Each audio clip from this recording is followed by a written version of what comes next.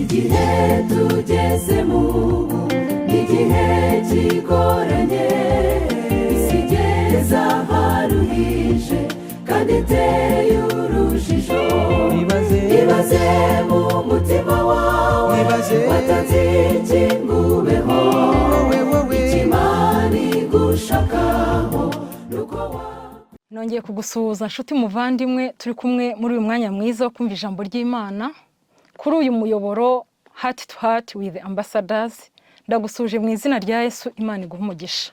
Nejejwe no kubana nawe rero, ndakumenyesha yuko uwo muri kumwe ubu ngubu tugiye kwigana ijambo ry'Imana nitwa Bamurange Janine. Reka mbere yuko dutangira dusenge. Turagushimira Mwami Imana yacu, icyubahiro ni cyawe iteka ryose. Tugushimiye umwanya mwiza uduhaye wo kumva ijambo ryawe. Tugusabye umwuka wawe wera kugira ngo atuyobore kandi kugira ngo adutere kwemera imiburo yawe. Tubisabye mu izina rya Yesu, amen.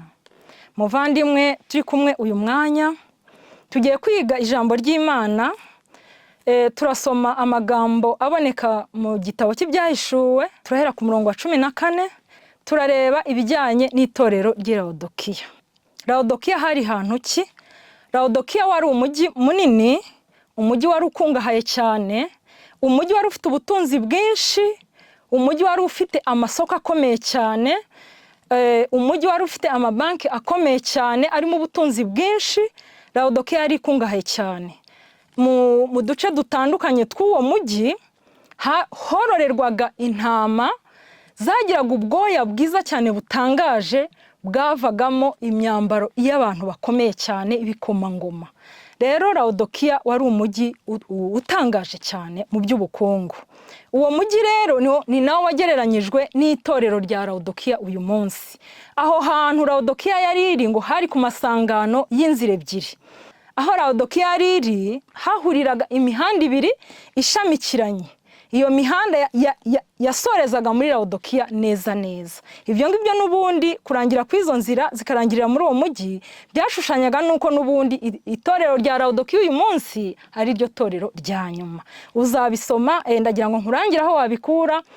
Uzabisome mu gitabo cya Uriah Smith cyitwa Daniel n'Ibyahishuwe. Ubusobanuro bwa Daniel n'Ibyahishuwe cyanditswe na Uriah Smith. Uzasome ku nyandiko zandikiwe amatorero 7. Uzasangamo amakuru yose y'i Laodikiya. Reka dusome amagambo aboneka muri Bibiliya mu gitabo cy'Ibyahishuwe. Turasoma duhereye ku murongo wa 14. Hari amagambo avuga ngo urwandiko rwandikiwe ab'i Laodikiya. Wandikire marayika w'itorero ry'i Laodikiya uti: Uwita Amena, umugabo wo guhamya kandi ukiranuka w'ukuri, inkomoko y'iby'Imana yaremye, aravuga aya magambo ati: Nzi imirimo yawe, yuko udakonje kandi ntubire. Iyaba wari ukonje cyangwa wari ubize. Nuko rero kuko uri akazuyazi, udakonje ntubire, ngiye kukuruka. Umurongo wa 17. Kuko uvuga uti: Ndi umukire, ndatunze kandi ndatunganiwe, utazi yuko uri umutindi wo kubabarirwa kandi uri umukene n'impumyi ndetse wambaye ubusa. Umurongo wa 18. Dore ndakugira inama, ungureho izahabu yatunganijwe mu ruganda, ubone uko uba umutunzi, kandi ungureho imyenda yera kugira ngo wambare isoni z'ubwambure bwawe butagaragara, kandi ungureho umuti wo gusiga ku maso yawe kugira ngo uhumuke. Abo nkunda bose ndabacyaha nkabahana ibihano, nuko rero gira umwete wihane. Dore mpagaze ku rugi ndakomanga, umuntu niyumva ijwi ryanjye agakingura urugi, nzinjira iwe dusangire. Unesha nzamuha kwicara nanjye ku ntebe yanjye y'ubwami, nkuko nanjye nanesheje nkicarana na data ku ntebe ye. Umurongo wa 22.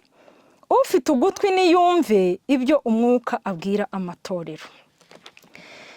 Muvandimwe turi kumwe aka kanya dusomye amagambo atari makeya y'ijambo ry'Imana. Itorero ry'i Laodikiya ryandikiwe aya magambo nk'uko tuyasomye. Itorero ry'i Laodikiya rigaragarizwa ikibazo cy'uko Laodikiya itisobanukiwe. Laodikiya yibwira yuko ari umutunzi. Laodikiya ikibwira yuko nta kintu na kimwe ikennye, ariko harimo ijambo rigufi cyane ariko rifite uburemere rivuga ngo nyamara utazi ko uri umukene, utazi ko wambaye ubusa. Laodikiya mu by'ukuri imeze nk'umurwayi urwaye wenda gupfa, akaba yenda kwicwa n'indwara, ariko akaba atazi yuko uwo murwayi akaba adasobanukiwe nuko arwaye indwara ishobora kumwica. Yagenda kumva ni muzima, yatambuka mu bantu akumva aragenda nk'abandi bose, ariko uyu murwayi afite indwara yabaye ikimungu ishobora kumuhitana umwanya uwo ari wo wose.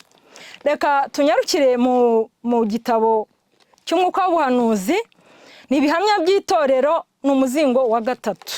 Turasoma amagambo aboneka kuri paji 264 ahantu hari igihamya cya 23. Aya magambo yanditswe mu cya 873. Tugiye kureba, turambure aya magambo tumaze gusoma, turebe iby'i Laodikiya. Reka duhere ku gika cya 2. Aya magambo nubwo tumaze kuyasoma, reka tuyasubiremo hano tubone uko tumanuka neza. Haravuga ngo, wandikire marayika w'itorero ry'i Laodikiya uti, uwiyita Amena, umugabo wo guhamya kandi ukiranuka w'ukuri, inkomoko y'iby'Imana yaremye, aravuga aya magambo ati, nzi imirimo yawe. Imirimo yawe, imirimo yabwirwaga ni iyihe? Imirimo yabwiwe nuko, cyangwa iyi mirimo yavugaga yuko nzi imirimo yawe, nuko udakonje kandi ntubire, ntukonje ntushyushye. Iyo wari ukonje cyangwa wari ubize, byibuze nkagira aho nkufatira, byibuze nkamenya uko ngutwara. Nuko rero kuko uri akazuyazi, udakonje ntubire, ngiye kukuruka. Muri icyo gitabo nari maze kukurangira cya Uriah Smith basobanura ku by'amagambo bandikiye itorero ry'i Laodikiya, hari ahantu handitse ngo Imana yanyoye amazi menshi, Imana yanyoye amazi menshi, cyangwa Imana ngo yarebye gukiranuka kw'abantu, ubukonje n'ubushyuhe bivanze, ubukonje buke n'ubushyuhe buke buvanze, ngibyo bintu ngo biruzura, ngo Imana igeze ahantu igiye kuruka. Baranje baravuga ngo mbese uwarukwa n'Imana yajya he? Kuko uvuga uti ndi umukire, ndatunze kandi ndatunganiwe, ntacyo nkennye, ngo nyamara utazi. Iri jambo muvandimwe ndagusabye cyane, ndakwinginze cyane ngo uritindeho cyane, kandi kugira ngo iri jambo ubashe kuriha agaciro, bitewe nuko waba wararyumvise kenshi ariko n'ubundi ntirigire icyo rikora muri wowe, ntirigire imbaraga risiga muri wowe, ndakwinginze ikintu cya mbere numva nakwifuriza cyangwa ikintu nagusaba, nuko washakisha ukuntu wakwitakariza icyizere.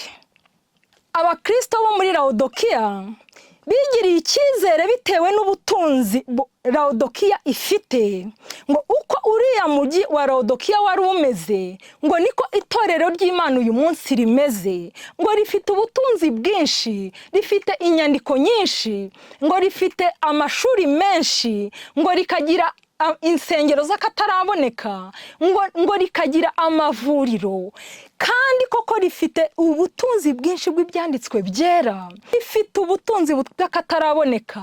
Ariko hari ikindi kintu cy'ubutunzi nanone kirenze kuri ibyo Laodikiya ifite. Laodikiya ifite ikintu cyitwa ubukonje. Kuba akazuyazi, ubukonje mu by'amwuka. Umugabo wo guhamya yavuze ku itorero ry'i Sarudi, aravuga ngo kubera kuri intumbi, naba na Sarudi yabaye intumbi, ahari kuzura intumbi byakoroha kuruta, kuko intumbi ntago yumva, ntago iba yigiza nkana. Ariko umuntu w'akazuyazi ni nko gukangura umuntu wisinzirije.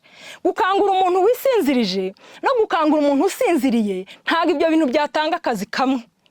Nawe urabizi neza cyane, iyo umuntu yisinzirije aba azi neza icyo arimo akora. Laodikiya rero nuko imeze, itunze ubutunzi bw'ibigaragara, ariko ikagira ikindi kintu cy'ubutunzi gikomeye, ikintu cyitwa ubukonje mu by'amwuka. Kuba akazuyazi, imberabyombi. nguko uko itorero ry'i Laodikiya rimeze, kandi iri jambo ryigishijwe igihe kitari gito, ariko kugira ngo ubu bukonje buveho cyangwa ubu butunzi bw'intege nke kugira ngo buveho, nuko umuntu yakwitakariza icyizere. Uritakariza icyizere iki? Uritakariza icyizere gute? Utunze ibitabo byinshi wawe, utunze Bibiliya nyinshi, ufite inshingano zikomeye mu itorero, uraza kwitakariza icyizere gute? Ukuntu wakwitakariza icyizere nuko wajya ujya mu ijambo ry'Imana umeze nkaho ari gutangiye bundi bushya, kandi ugasaba Imana kugira ngo rwose ikubashishe kwitakariza icyizere. Kuko nutitakariza icyizere uzakomeza umeze nkaho uri muzamura inzu itarigeze igira urufatiro. Ndakwinginze muvandimwe, kuko ijambo ry'Imana ntago ribeshya. Niba rivuze ngo utazi, ntabwo uzi. Kandi ngo Laodikiya yibwira ko izi, ariko Laodikiya ntibizi. Ushatse kubimenya neza, nuko uyu munsi wenda ahari umuntu aje akagutunga urutoki akakubwira ati wowe uri umunyamihango, gukiranuka kwawe ni uko imirimo gusa, uri umunyabukonje, ntushyushye, we ni we Laodikiya. Ndakubwiza ukuri intambara yarota, ariko kuko bivugirwa muri rusange ntibishobora kugira agaciro. Ariko ndakwinginze, itakariza icyizere, uzajya ujya mu ijambo ry'Imana uciye bugufi cyane, usaba Imana cyane kugira ngo ikubashishe kumva ibintu nk'uko ishaka kubyumva. Nibwo uzatahura ubukene bwa Laodikiya, kandi nibwo uzatahura ubukene bwawe. Kubera ko uyu munsi Laodikiya ifatwa nk'inyubako, Laodikiya igafatwa nka systeme y'itorero, Laodikiya igafatwa nk'urusengero muri rusange, ariko umuntu ku giti cye ni we Laodikiya. Muvandimwe, ndakwinginze cyane ngo iki kintu gitekerezeho cyane, cyuko wibwira ko uzi nyamara utazi. Reka dukomeze twisomera amagambo aboneka muri iki gitabo cy'ibihamya byatoranyijwe umuzingo wa 3 nkuko nayo imaze kubikubwira. Reka dusome amagambo aboneka ku gika cya nyuma cy'ipaje. Ni ukuri kwibeshya gukomeye kwagera ku mitima y'abantu, kwatura icyizere cy'uko bari mu kuri mu gihe bose bari mu makosa. Ubutumwa bw'umugabo wo guhamya kandi ukiranuka w'ukuri busanga abantu b'Imana bari mu kwibeshya guteye agahinda, nyamara bakaba ari abanyakuri muri uko kwishuka.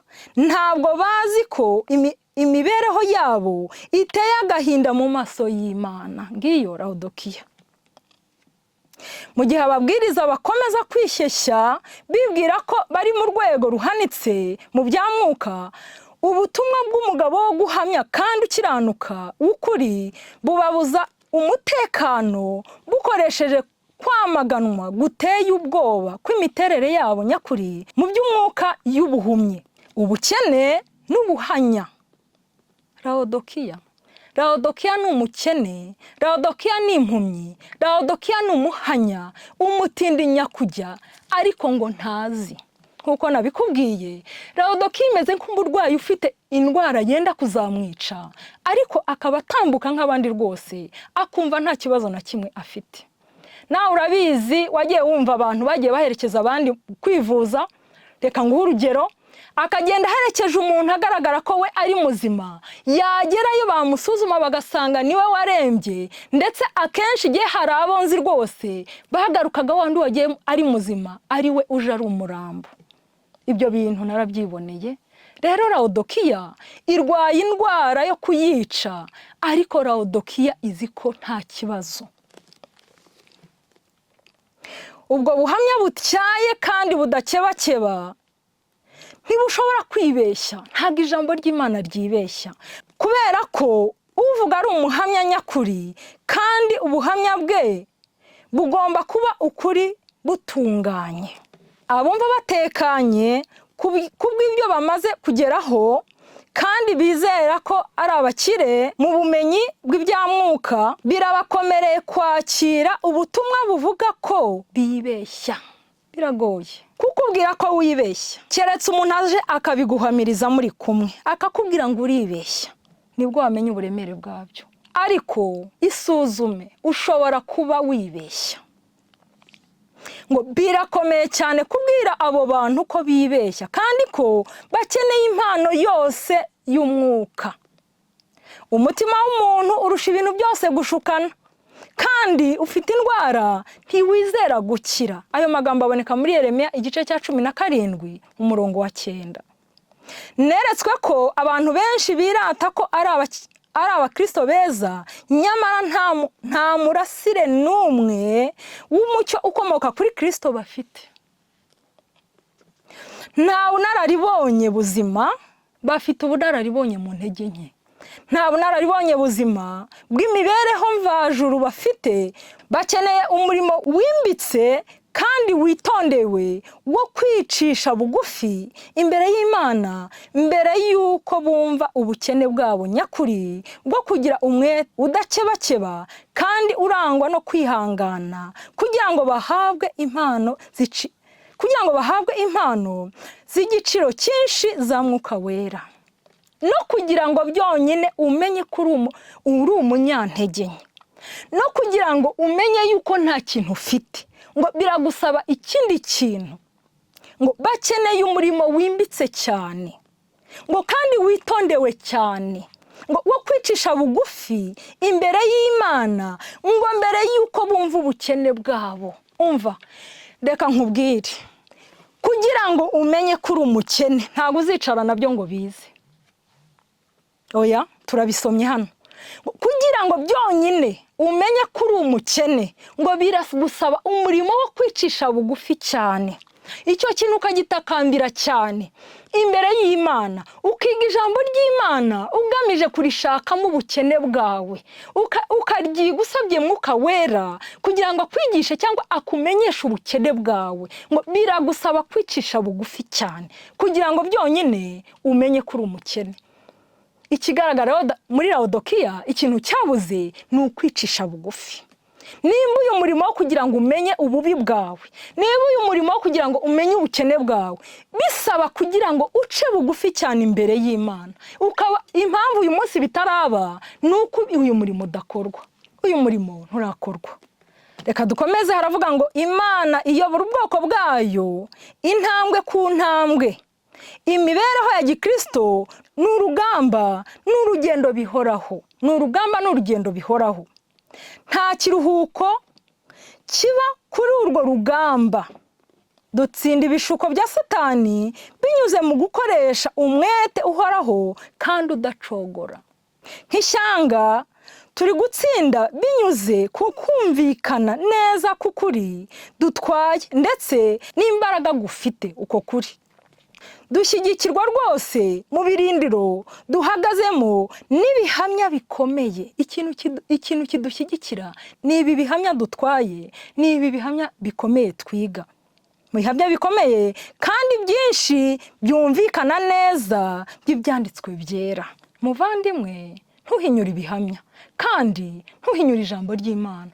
Ijambo ryose wize ujye urifata mu buremere bwaryo, we kurigoragoza ushaka kuryoroshya cyangwa kuricisha bugufi, ahubwo urifata uko ryakabaye, urijyana imbere y'Imana, usaba Imana kukumvisha uburemere buririmo. Ubu bwonyine nibwo wabasha gutahura ikibazo cyawe. Ariko tubuze cyane kwicisha bugufi kuvugwa na Bibiliya. Tubuze kwihangana, kwizera, urukundo, kwizinukwa, kuba maso ndetse n'umwuka wo kwitanga. Kwizinukwa ni iki se? Kuzinukwa imimerere yawe ugashaka indi. Kuzinukwa ikintu ni ukukizinukwa ukumva uracyanze, ukumva hari ikindi wagisimbuza. Byari byakubaho? Muvandimwe, ijambo ry'Imana rifate mu buremere bwaryo. Dukeneye kwimenyereza ukwera Bibiliya ivuga. Icyaha kiganje mu bwoko bw'Imana. Ubutumwa bweruye bwo gucyaha bwahawe Abanyalaodikiya ntabwo bwakirwa. Ni ukuri. Ubu butumwa iyo buza kuba bwarakiriwe igihe bwatangiwe, itorero ry'Imana ryari kuba ryaratashye. Ariko muvandimwe, kwihangana kw'Imana kwabaye kwiza, uyu munsi iraturarikage nawe kugira ngo twumve inama y'umugabo wo guhamya. ngo benshi bakomeza kunamba ku gushidikanya kwabo no ku byaha bimitse mu gihe bari mu kwishuka gukomeye, kugeza ubwo bavuga kandi bakiyumva ko ntacyo bakennye. Batekereza ko igihamya cya Mwuka w'Imana cyo kubacyaha kitari ngombwa cyangwa ko atari bo kireba. Sinakubwiye Laodikiya, ibya Laodikiya iyo bivuzwe bishyirwa kuri sisiteme y'itorero, noneho byamara gushyirwa muri rusange umuntu akumva bicitse intege kuri we, bigashyirwa ku rusengero, bigashyirwa kuri sisiteme, bigashyirwa ku buyobozi bw'itorero. Ariko Laodikiya ni wowe nanjye. Rero batubwiye ngo ikibuze ngo ni ukwiyanga, kwizinukwa, kuba maso, ngo urukundo, ngo ndetse n'umwuka wo kwitanga. Reka turebe amagambo aboneka mu gitabo cya Luka igice cya 9 umurongo wa 23. Turebe uku kwiyanga kuvugwa ni ukuhe. Ese kwiyanga gusabwa kugira ngo umuntu asingire iby'umwuka ni ukuhe? Luka igice cya 9 umurongo wa 23 kugera ku murongo wa 26. Hari amagambo avuga ngo Yesu asobanura iby'inzira y'umusaraba. Yesu asobanura iby'inzira y'umusaraba. Reka tujye tugenda gake kubera yuko iri jambo twaryize kenshi cyane, ariko kubera kurimenyera bimera nkaho nta musaruro rigira muri twebwe. Ngo Yesu asobanura iby'inzira y'umusaraba. Umusaraba se, iyo bavuze umusaraba wumva iki? Iyo bakubwiye se ngo inzira y'umusaraba wumva iki? Ngiye ijambo rivuze inzira y'umusaraba numva urupfu. Kuko inzira y'umusaraba Kristo yaciyemo yamuganishaga ku rupfu. Kwikorera umusaraba Kristo yikoreye aho yawujyanaga ni ku rupfu rwe. Niho Kristo yajyanaga umusaraba yikoreye. Nibavuga rero ngo ijambo ry'Imana nirivuga ijambo ryose ujye uryitaho. Yesu Kristo asobanura iby'inzira y'umusaraba. Yesu Kristo asobanura iby'urupfu. Nge nawe dukwiriye gupfa kugira ngo tubashe kumera nk'uko ashaka ko tumera. Reka dusome. Abwira bose ati, hatavuyemo n'umwe, ubwo nige nawe n'undi. Abwira bose ati, umuntu nashaka kunkurikira niyiyange. Wari wumva wiyanze? Wari wicara ukumva uriyanze? Umuntu nashaka kunkurikira niyiyange, yikorera umusaraba we iminsi yose ankurikire. Hari amagambo twasomye yuko atari by'umunsi umwe, n'ubuzima buhoraho. Kuko ushaka kurengera ubugingo bwe azabubura, ariko utita ku bugingo bwe ku bwanjye niwe uzabukiza. Umuntu byamumarira iki gutunga ibintu byose byo mu isi narimbuza ubugingo bwe, cyangwa nabwakaho indishyi? Kuko umuntu wese ugira isoni zo kunyemera no kwemera amagambo yanjye, Umwana w'umuntu nawe azagira isoni zo kumwemera ubwo azaza afite ubwiza bwe n'ubwase n'ubw'abamarayika bera. Umusaraba usobanuye ikirenze urupfu, kuko umusaraba wa Kristo wari usobanuye ikirenze urupfu, ahubwo umusaraba wa Kristo wari usobanuye urupfu rukojeje isoni. Rero ijambo tumaze gusoma riravuze ngo umuntu nagira isoni zo kunkurikira, kubera yuko ibyo yasabwe yasanze yuko bihabanye n'ibyo ashaka, agahitamo ibye, akanga kureka ibye ngo ayoboke ibya Kristo, akagira isoni. Uwo muntu ngo niyanga kwikorera uwo musaraba, akanga kwemera gukorwa n'isoni, uwo muntu nawe ngo na Kristo nawe ntazamwemera, nawe azagira isoni zo kumuhamiriza imbere ya se n'imbere y'abamarayika. Ariko nukuri nyamara muvandimwe, ubu Kristo nta nubwo bukojeje isoni, ahubwo ubu Kristo buhesheje agaciro. Umusaraba usobanuye gukorwa n'isoni. Yesu yagiye ku musaraba yambaye ubusa. Ubwo Kristo yagiye ku musaraba yambaye ubusa, isi n'ijuru bakamureba yambaye ubusa, abahisi n'abagenzi bakamureba yambaye ubusa. Uyu munsi jye nawe turasabwa kwemera kwambara ubusa. Sinkubwiye ngo ukuremo imyenda ujye mu muhanda, ariko urasabwa kwambarira Imana ubusa. Muvandimwe, ambarira Imana ubusa. uyibwire yuko udasobanukiwe n'ubukene bwawe, uyibwire yuko utabyumva mu buremere bwabyo, wambarira Imana ubusa. Kandi ibyo bintu ujye ubivuga kenshi, ibyo bintu ujye ubikora kenshi, ibyo bintu bibemo cyane, ube mu ijambo ry'Imana cyane, ariko uribemo wambariye Imana ubusa. Kandi nugira amahirwe yo gusobanukirwa abo wahemukiye, nabo ubambarira ubusa, kuko ibyo bintu nutabikora ntuzihana ngo bikunde. Ubambarira ubusa gute?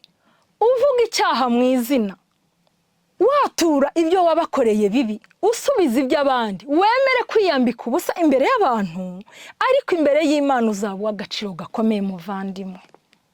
Yesu rero niwe nzira n'ukuri n'ubugingo. Niba Kristo ari we nzira n'ukuri n'ubugingo, akaba yaciye aho hantu agatanga urugero rwiza rwo kwambara ubusa, ugomba kwambara ubusa ukambarira Imana ubusa, ukambarira abahemukiye ubusa. Imana izakugirira neza cyane. Ndakwinginze cyane kugira ngo iri jambo uryiteho cyane. Yesu ntiyakozwe n'isoni. Niba Yesu yarakozwe n'isoni, wowe kuki wakorwa n'isoni? Ariko kubera ko Laodikiya imeze nk'umuntu ufite indwara yenda kumwica, ariko Laodikiya ikaba itabisobanukiwe, ndakwinginze ngo witakarize icyizere. Iri jambo ndaza kurisubiramo kenshi. Itakariza icyizere, ibyo wamenye byose n'ibitangaza wakoze, umere nkaho ubitakarije icyizere, ugenda imbere y'Imana uko nguko, uzareba ko Imana itazakugirira neza, kandi ndabizi izakugirira neza, kuko Imana ntibeshya. Umuntu yagize amahirwe rero yo kumenya, ndacyavuga ku ijambo ryo kwikorera umusaraba. Umuntu yagize amahirwe yo kumenya indwara ye, akamenya ibyaha yakoreye abandi, akamenya ibyo yacumuye ku Mana, bikagira uburemere muri we, ndakubwiza ukuri ntubugipfuye. No mu by'ubu buzima, iyo umuntu agize amahirwe yo kumenya indwara ye, akora uko ashoboye kose, akagurisha ibyo atunze byose, ahubwo akagura ubuzima. Aya magambo yo mu Byahishuriwe twasomye avuga ngo ungureho, ungureho, ungureho. Niba abarwayi barwaye indwara bakazivuza bagurishije ibyabo, kandi bakaba bazongera bagapfa, kuko nabo Kristo yazuye kera nabo barapfuye. Niba abantu bashobora kugurisha ibyabo kugira ngo bivuze indwara igiye kubica basobanukiwe ko bafite, uyu muntu akaba yagurisha utwe twose agasigara ari umukene, kuki wowe utakwemera gukena ibyo utunze ari byo byaha byawe ukiyegurira Kristo, ko azaguha ubutunzi buruta ubwo? Ndakwinginze cyane, kandi ndakwingingiye cyane ngo Imana igufashe umenye akaga ugushije, umenye indwara ufite, kuko Laodikiya yabwiwe ngo nyamara utazi, ntabwo uzi. Nanjye ndagusabiye cyane ngo umenye. Ikibabaje cy'umunyalaodikiya, ntarakamenya akaga agushije, ntarakamenya ishyano agushije, yishyize mu myanya azi ko atunze, kandi koko ni umutunzi pe, afite byinshi, ariko nubwo afite byinshi mu bugingo bwe nta kintu kirimo, nta kintu cyo kumukiza kirimo. Reka dukomeze amagambo aboneka mu bihamya by'itorero, uyu muzingo wa gatatu n'ubundi dusome kuri paje ya 200, dusome kuri paje ya 265. Igika gisoza hari amagambo avuga ngo bene abo bakeneye cyane ubuntu bw'Imana no gusobanukirwa mu by'umwuka, kugira ngo babashe gutahura ubukene bafite mu bumenyi bw'ibyamwuka, babuze hafi y'icyagombye kubaranga cyose, babuze hafi y'icyagombye kubaranga cyose cyangombwa kugira ngo batunganye imico ya Gikristo. Ntabwo bafite ubumenyi bugaragara mu bikorwa bw'ukuri bwa Bibiliya, ubumenyi buyobora ku kwicisha bugufi kw'imibereho, ndetse no guhuza ubushake bwabo n'ubushake bwa Kristo. Ntabwo babaho bubahiriza iby'Imana isaba byose. Twasomye ko ari akazuyazi, ni imberabyombi, ngo ntibabyubahiriza byose. Bafata hano duke, bagafata hano duke, bakabihuza, bagakora gukiranuka ko mu Baroma, gukiranuka k'ubushwambagara Pawulo yavuze. Amagambo ijambo ry'Imana riboneka muri Yakobo igice cya 2 umurongo wa 10 ijambo ry'Imana riciraho iteka uyu murongo, kuko hari amagambo avuga ngo umuntu witondera amategeko yose agasitara kuri rimwe ngo aba yacumuye yose. Aba bantu ngo bafata ducyaha bagafata utundaha, ku by'isi bagafataho, no ku by'Imana bagafataho, bagakora ikintu cyitwa akazuyazi, bagakora ubunyaradokiya. Kuvuga ko wizera ukuri gusa ntabwo bihagije.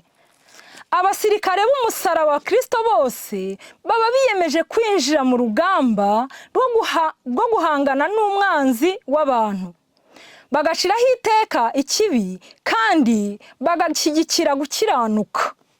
Nyamara ubutumwa bw'umuhamya w'ukuri buhishura ukuri kugaragaza ko abantu bacu bari mu kwibeshya guteye ubwoba. Ngo abantu bacu bari mu kwibeshya guteye ubwoba. Hako muvandimwe reka nkubaze, ikintu kikwemeza yuko utari mu kwibeshya ni igiki? Bamaso, kanguka, wite ku nama y'umugabo wo guhamya. Ngo bikaba bisaba kubasanga tubashyiriye imiburo, tukabakura mu itorero ry'ibyamwuka barimo. Ngo maze tukabakangurira kugira icyo bakora batajijinganya.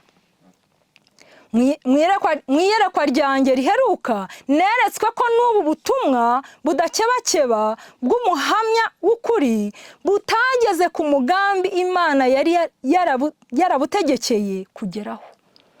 Nubwo ibi birimo bivugirwa ahangaha, nubwo iri jambo urikurikiye n'undi akaba arikurikiye, ntibigutangaze yuko hari uri buhaguruke akabisiga aho ngaho.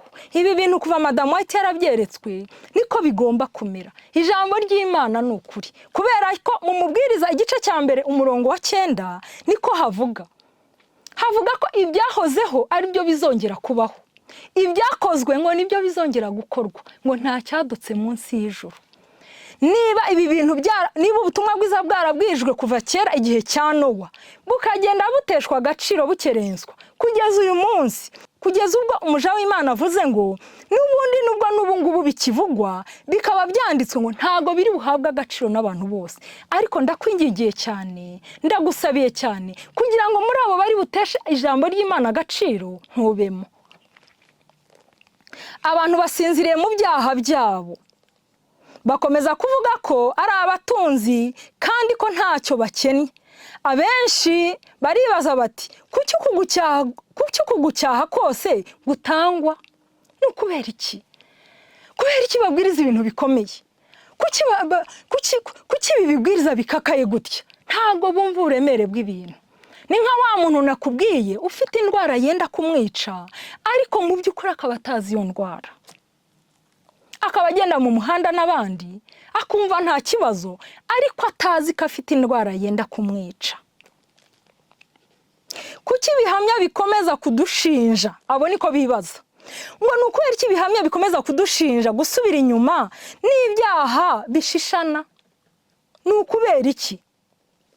Dukunda ukuri, niko biregura bavuga. Umunyarodokiya dore ukuntu biregura avuga, dukunda ukuri, tujya ku isabato, turasenga, twitabira amateraniro, turabwiriza. Ni ukubera iki dushinjwa? Kandi dukunda ukuri, turatunganiwe, ntabwo dukeneye ibyo bihamya by'imbuzi no gucyaha. Kutabikenera si ukuri buhagarare hariya wenda ukavuga ngo isimbyemera, no kutemera kubishyira mu bikorwa, uko ni ukubyanga. Ariko reka abo bivovota batyo basuzume imitima yabo, kandi bagereranye imibereho yabo n'inyigisho za Bibiliya. Nushaka kumenya ibyawe neza, ntukigereranye na mugenzi wawe mubana, cyangwa muririmbana muri korari, cyangwa mufatanyije umurimo w'ivugabutumwa, cyangwa musengana mu rusengero. Hoya, nushaka kumenya ibyawe neza, umenye uko bihagaze, jya ubigereranya n'ijambo ry'Imana, Bibiliya, uzajya ubona yuko ibyawe biteye agahinda. Reka bacishe bugufi imitima yabo imbere y'Imana, reka ubuntu bw'Imana bumurikire mu mwijima, kandi imboneranyi cyangwa ibisa n'ibishishwa. Ijambo imboneranyi nubwo busobanuro bwaryo. ibisa n'imboneranyi cyangwa ibishishwa bafite ku maso. Ariko muvandimwe, ndakwingize cyane ngo ijambo nk'iri ujye uritekerezaho cyane. Kuba umuntu afite ibishishwa byometse ku maso ye, ukajya ugenda mu muhanda ufite ibishishwa byometseho,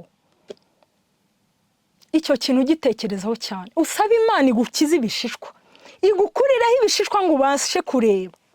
Ngo ibisa n'ibishishwa, imboneranyi cyangwa ibisa n'ibishishwa zive ku maso yabo, bityo bazasobanukirwa neza n'ubukene bwabo mu bya mwuka n'ubuhanya bwabo.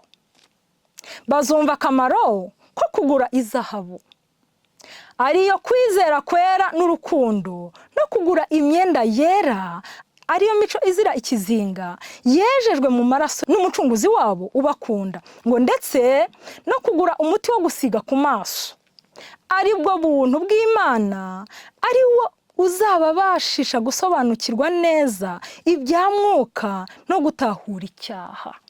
Uyu munsi impamvu abantu hatariho gutahura icyaha, dore ingorane nizi tumaze kubona. Ntago abantu bigeze bahumuka, ntago Laodikiya ihumutse, ntuhumutse muvandimwe. Ndagusabye cyane ngo witakarize icyizere, witakarize icyizere ugishyire ku Mana. Imana irakugirira neza. Ibyo niba bigeraho bizaba bifite agaciro karuta akizahabu nziza ya Ofiri. Reka dusome amagambo aboneka kuri paje 267 y'iki gitabo cy'ibihamya by'itorero. Dusome igika cya mbere. Haravuga ngo, neretswe ko impamvu nyamukuru ituma abantu b'Imana baba muri ubu buhumyi mu bya mwuka ari uko batemera gukosorwa. Abenshi basuzuguye gucyahwa n'imiburo bahawe. Umuhamya w'ukuri aciraho iteka imiterere y'akazuyazi y'ubwoko bw'Imana, ituma Satani abarusha imbaraga muri iki gihe cyo gutegereza no kuba maso. Abikanyiza, abirata n'abakunda icyaha bahora basumbirijwe no gushidikanya.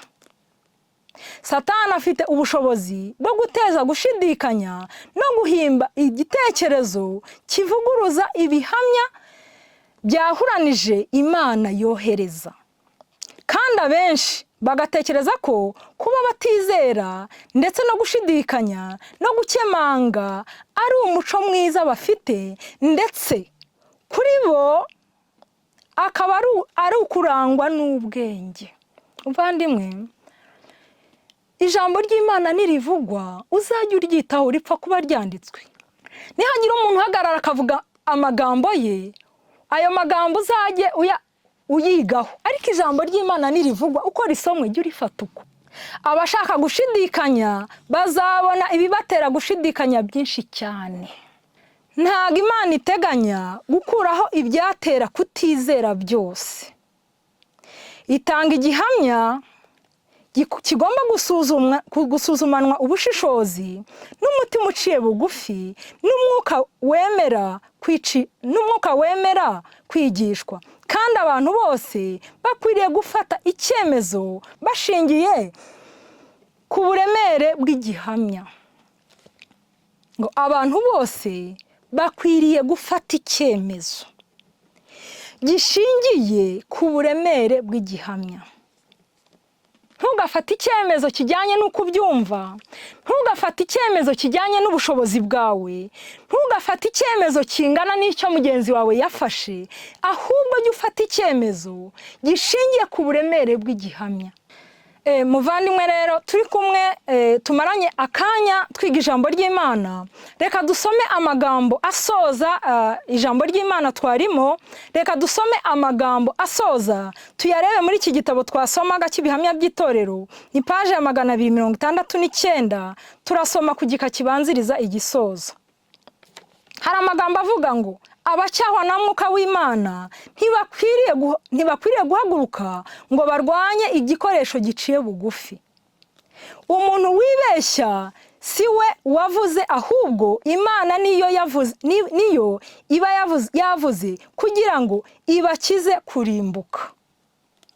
Abakerensa umuburo bazarekerwa mu buhumyi bwabo bakomeze kwibeshya, ariko abumvira umuburo kandi bakagira umwete wo kwitandukanya n'ibyaha kugira ngo bagire imico ikenewe, bazaba bari gukingura urugi rw'imitima yabo kugira ngo umukiza mwiza abashe kuyinjiramo kandi abane nabo. Iri tsinda uzarisanga iteka rigendana rwose n'ibihamya bya Mwuka w'Imana. Muvandimwe, aya magambo dusorejeho ni amagambo meza cyane, amagambo avuga yuko iyo ijambo risomwa cyangwa ijambo ryigishijwe uba ukwiriye kuryitaho cyane, ngo kubera ko icyo gikoresho cyoroheje cyayavuze cyangwa cyayasomye ngo ntago aba ari amagambo ye, ngo ahubwo riba ari ijambo ry'Imana.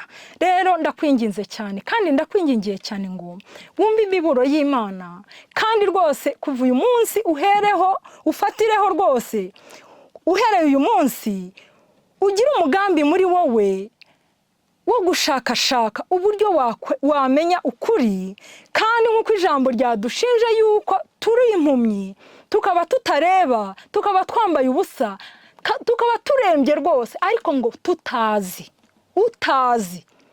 Ndagusabiye cyane ngo Imana igufashe, nanjye mfashe, itugirire neza, iduhe guhumuka rwose, kugira ngo tubashe kumenya inenge zo mu mibereho yacu, ngo twihane tuyihindukirire.